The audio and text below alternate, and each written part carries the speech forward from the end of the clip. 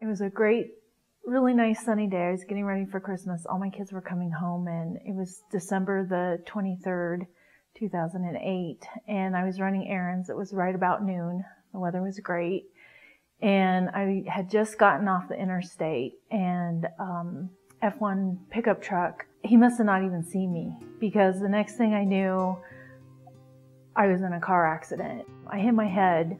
My whole back end of my car was smashed in. There was glass everywhere. Ended up going to the emergency room, and the next day realized I had a whopping knot on the back of my head.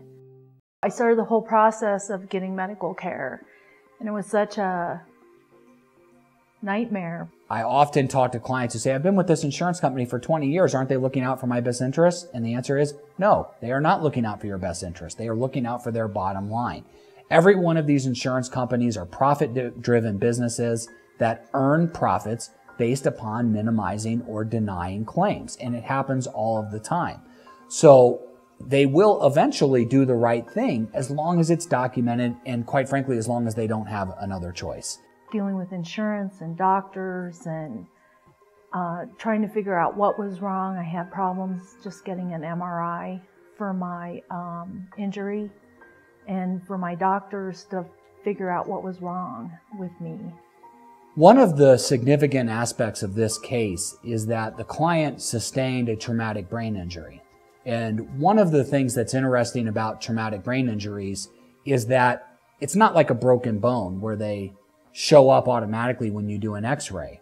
And diagnosing and documenting the existence of a traumatic brain injury can be complicated and difficult. One of the things, if somebody gets a traumatic brain injury, they might look and sound just fine, but their personality might be totally different. So anytime we have a case where there's the existence of a traumatic brain injury that is being contested by the insurance company, one of the things I think we do really well is to fully document the existence of that traumatic brain injury by talking to before and after witnesses and people that know the client well. I went and met with Keith. He was generally concerned, I think, about my health issues and my injuries, and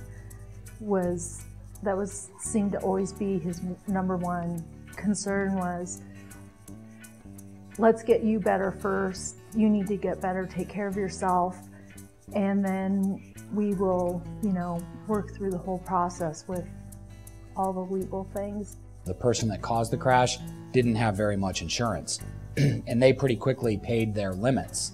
And then, fortunately for the client, she had a significant amount of her own insurance. But of course, we encountered resistance from her own insurance company at paying those limits. We eventually were able to convince her own insurance company to pay their policy limits without ever having to file suit. I would recommend anybody to hire Fuselian Lee attorneys, because they will give you one-on-one attention. You won't get shuffled to paralegals. It's a good feeling to know that you have somebody looking out for your best interest.